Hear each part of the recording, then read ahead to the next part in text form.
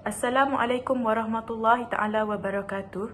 Saya Siti Nurhazlina binti Hasim dari Unit Bahasa Melayu 2 akan menganalisis 5 kesalahan ejaan, 5 kesalahan kata serta 5 kesalahan ayat dalam karangan murid darjah 6.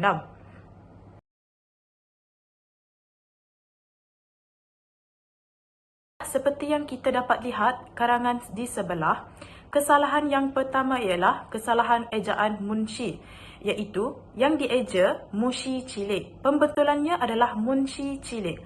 Keterangannya, kesalahan ejaan bagi perkataan munshi kerana ketidakhadiran huruf konsonan N. Seterusnya, kesalahan yang kedua ialah di hadapan. Pembetulannya ialah di jarak hadapan.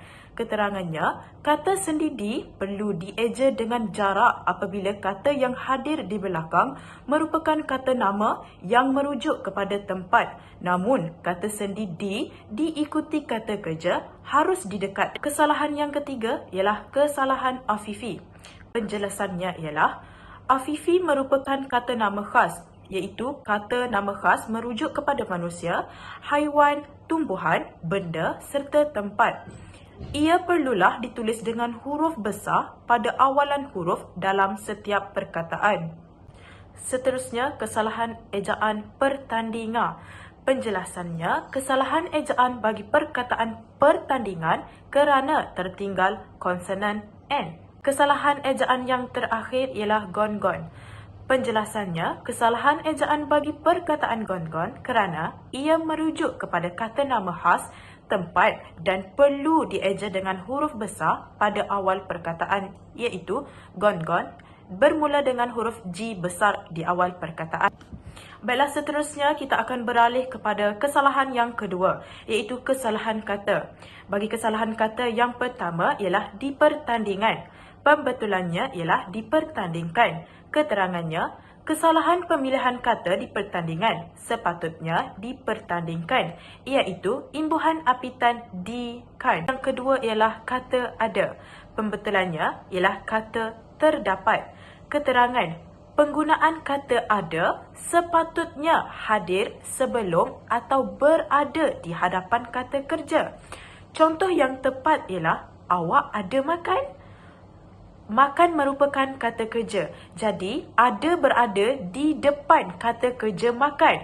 Itu merupakan contoh yang tepat bagi penggunaan kata ada.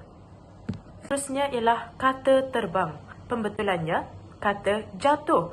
Keterangan, kesalahan diksi, iaitu penggunaan kata terbang menggambarkan sesuatu benda terbang dengan menggunakan sayap. Jadi, bagi perkataan gelas, ia lebih bersesuaian dengan perkataan jatuh. Contoh yang tepat ialah, gelas itu tiba-tiba jatuh dan pecah, lalu terkena kaki Muiz. Kesalahan kata meninggal. Pembetulannya ialah kata mangkat.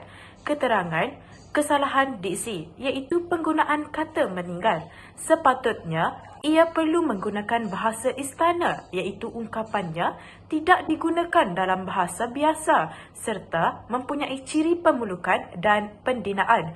Contoh yang tepat bagi perkataan tersebut ialah, Tuanku Ahmad telah mangkat akibat dipatuk oleh Kesalahan kata yang terakhir ialah kesalahan dilantikan. Pembetulannya ialah dilantik. Keterangan, kesalahan imbuhan apitan iaitu penggunaan di-kan. Sepatutnya imbuhan awalan di sahaja, iaitu di. Beralih kepada kesalahan yang terakhir, iaitu kesalahan ayat. Kesalahannya, kawan saya berjalan sorang-sorang dan tiba-tiba dia diangkat oleh van putih. Pembetulannya, kawan saya berjalan seorang diri lalu pemandu van putih menculiknya. Ayat yang kedua ialah kesalahan dihidupkan aku. Pembetulannya adalah aku hidupkan. Kesalahan ayat yang ketiga ialah semua pelajar-pelajar. Pembetulannya ialah semua pelajar atau pelajar-pelajar. Kesalahan yang keempat ialah beg yang dibeli Paris itu telah dicuri orang. Pembetulannya, beg yang dibeli dari Paris itu telah dicuri orang. Kesalahan ayat yang terakhir ialah laporan kecurian itu dibuat ke pegawai polis di balai polis berdekatan. Bagi pembetulannya, Laporan kecurian itu dibuat kepada pegawai polis di Balai Polis berdekat. Baiklah, saya kira setakat itu sahaja analisis yang telah saya lakukan. Jadi, di sini akan saya paparkan beberapa sumber rujukan yang telah saya rujuk sepanjang saya melakukan analisis tersebut. Sekian, terima kasih.